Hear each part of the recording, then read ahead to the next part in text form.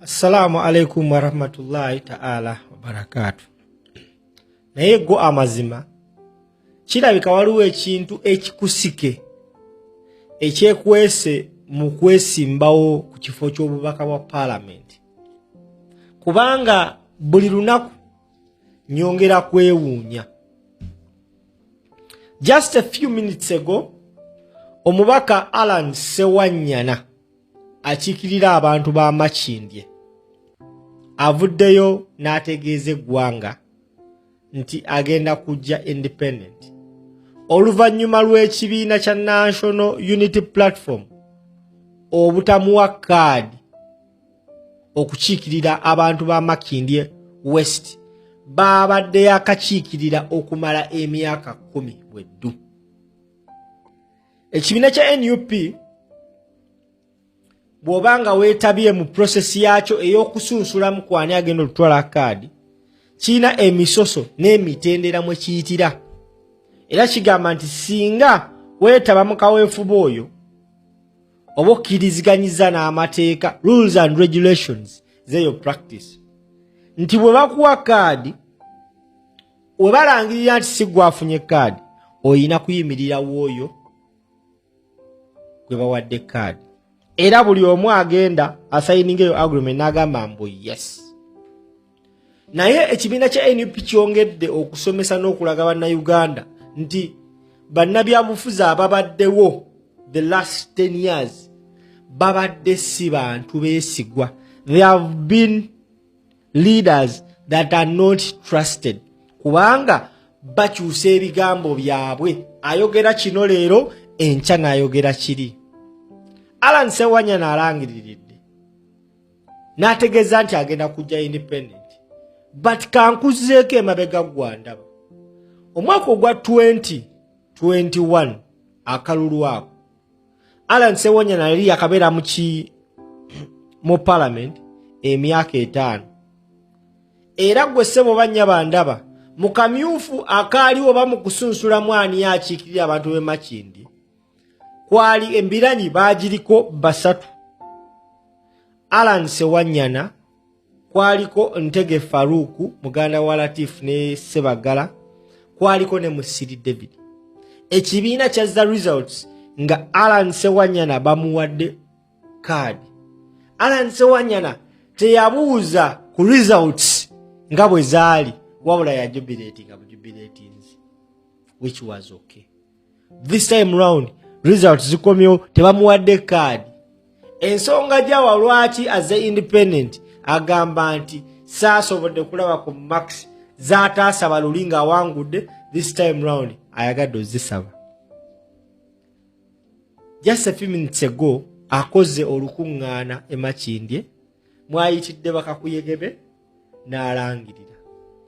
Naye okulangirira okujja independent era ekibiina kigamba eryo ddembe lyo ery'obwebange erikuweebwa ssemateeka, oli n'eddembe okwesimbawo. Era kuffe naffe ng'abawagizi abamu si buli omu nganze sikuyinaako buzibu nga weesimbyewo, wabula obuzibu bwe nkuyinako kwesimbawo ate n'otandika okujjonkera ekibiina kya National Unity Platform. N'obuzibu bwe nkuyinako kuba nti walayira n'ogamba kino bwe kiti ne bwe kiti ate n'okyusa n'oli ebigambo. Mu bintu ebisinza okuneewuunyisa ye Musili David, ate naye mbadde simwewuunyisa, naye avuddeyo n'alangirira nti agenda kujja independent. Ekibiina kya NUP kiina ewantu wekikuteeka nga kyagala kulaga nsi nti ono wa green, wa yellow oba wa red. Kasa kikuteekaawo kiina liquid yekikuyiwako weekiti n'otandika okweyubula n'olaga your true color is. Gwe ssebo bannya bandaba bye bino ebigambo omukulu byayogedde waabadde ategeeza eggwanga nti agenda kujja nga independent. Tewali kye tulinze ffe nga bannayuganda nga kalulu kaneeno naddala nti tugenda mu kalulu ka protest vote. Kino tekigenda kutaliza wa gavumenti na wa fake opposition. Trust me. This has never happened and it's going to be one of its kind in Uganda. Katulize ebigambo bya Ssewanyana byayogedde ate tukomewo twogere ku digesting ensonga eno furthermore. Bampita simple. Mu parliament eno mubaddemu okusomooza kungi baleesa amateeka ag'okusiba abantu mu makomera ag'abaserikale badde omu kubagabanyisiza ssebufaana. Parliament eno mubaddemu amateeka ag'okulwanyisa omukwano ogw'ebikukujju badde omu kwabo abagambye tekujja kubeerawo kubanga makindisi kiraga. Mu parliament eno mubaddemu amateeka agagenda okunyigiriza abasuubuzi era mbadde omu kwabo abagalwanyisiza paka olunaku olwaleero. Mu parliament eno mubaddemu amateeka ge baleese nga gagamba nti tewali kusuubula mwanyi nga bwe weyagalira. Tulwanye naye abasajja nga batusinze ku maanyi ne babiyisawo ku kifuba ddembe n'ebintu baatukuba nga tuli mu parliament. Sebo mbadde njeeyo ntudde nga ndowooza kutya bwe ngenda okwesimawo kubanga ekibiina ekyange mwezikiriza ekya National Unity Platform ekyateekawo mu bantu omwe tulina okuyita okusobola okufuna obukulembeze bwe bwe tulimu mu ngeri ya demokulasiya n'amazima n'obwenkanya. Twawandiika ebbaluwa kuba mmanyi kyendi mu kuddamu ebibuuzo ate ne gulawundi abantu bano gye babeera era gye basula era gye bawangaalira yonna nabiddamu ate era ne gulawundi ne bagamba bagigendako ng'erina ebitundu 6. Kale nga neesiga abantu bange bano kubadde bansaba nzije mbakulembere era ne mbaweereza. Okuva olwo paka olunaku olwaleero Ssebo sirabanga ku rizaati zava mu kumbuuza bibuuzo ne mu kwesimbawo bwe neesimbawo mu kamyufu paka olunaku olwaleero. Era nsaba Mukama Katonda bw'alizifuna n'azindeetera ku Mande nja kuba musanyufu nnyo ne bwe ndiba nzaasembye.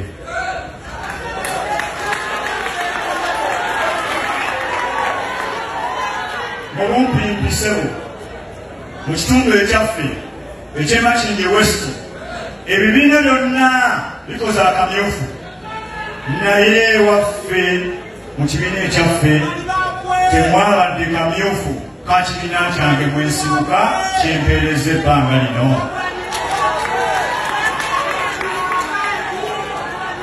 Era wakati nga tukyalimu enteekateeka n'embeera abakulembeze bano wammanga bantuukirira ne bakola okunoonyereza results gye bajja okusobola okunnyonnyola abantu abali awo ng'abasinga obuli ku bo baagala neesinga okubaka ba paalamenti kubanga abeesimbyewo tebabategeera bulungi.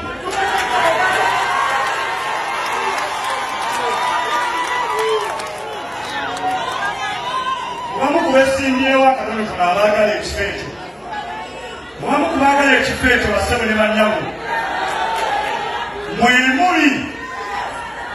Omu nali kansala naye we nali nyina ku mmeeza ye yasigalayo munda mu SCCA n'awandiika omukono nti Makindye temumuwulira bibuuzibuuzi byammwe njagala ssente mpaka yodime agende. Oyo omu ku bo. Owokubiri yali buloka w'ettaka mu kibuga Kampala ebiseera ebyo era yateekako omukono bulungi abasuubiza abali mu lusaafi ne babatunda mu ttaka lyabwe ne bagolaganyizibwa nga enfuusi. Yewokubiri. Amasigadde yakuba nnyonnyolanga buli bwe kijja eyo naye Ssebo Fadha yakubuuze era abantu bano nga bwe bazza obungi bwe bati bongera kakasa nti omubaka waali.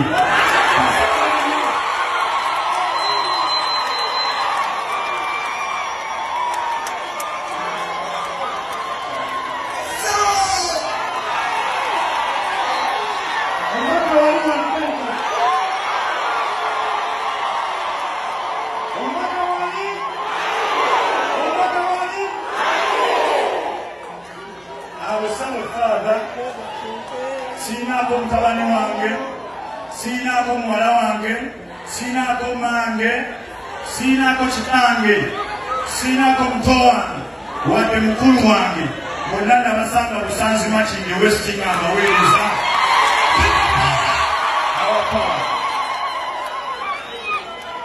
era ngenda kwesimbawo omubaka wa Paalamenti wa Makindye.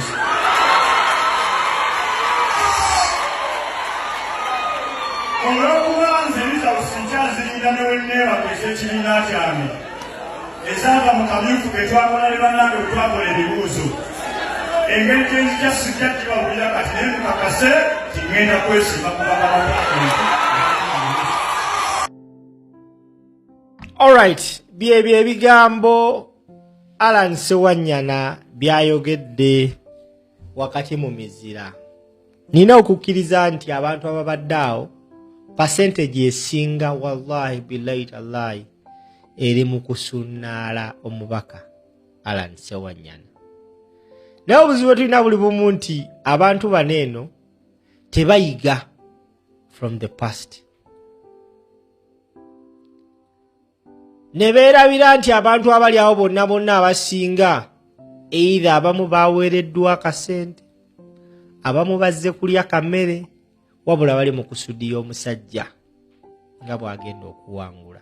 Naye nga wallahi billahi tallahi ffenna amazima tugamanyi Allan Ssewanyana tasobola wangula Makindye.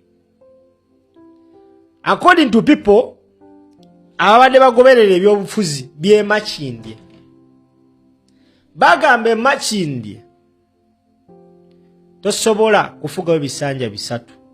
Abayo bo baba bakukoye dda.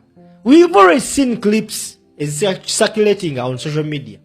Allan Ssewanyana agezaako oyita mu bavubuka bano banzanya ludo, nzanya mupiira nga bamugoba. Ekimukubiraga nti baali bamukoowa dda.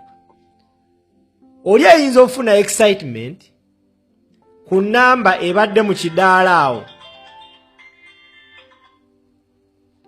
Oli ayinza ofuna excitement agamba akasajja kayina amaanyi ng'alabye ku bantu abo abadde mu kidaala.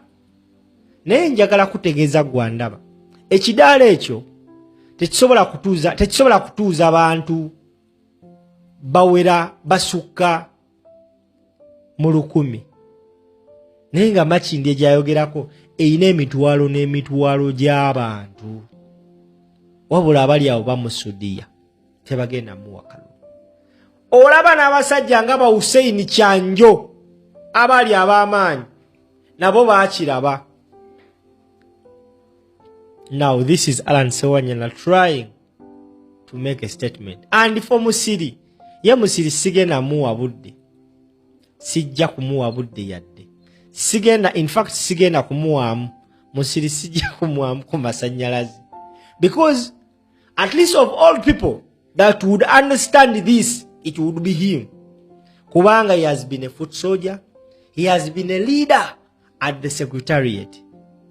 Okera kumacha nokola such a stupid, dumb and dormant decision. Dandi kubuusabuusa obwongo bwo. Era abakulembeze tebatera nnyo okukola mistakes mu kubanga balonda abakulembeze.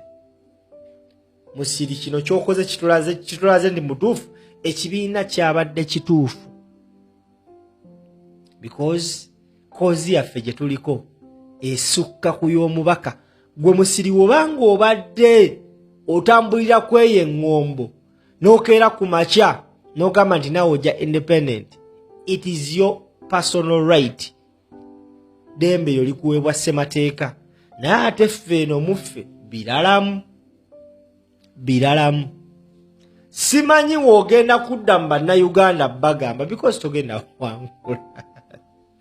Tambuza video mampita simple.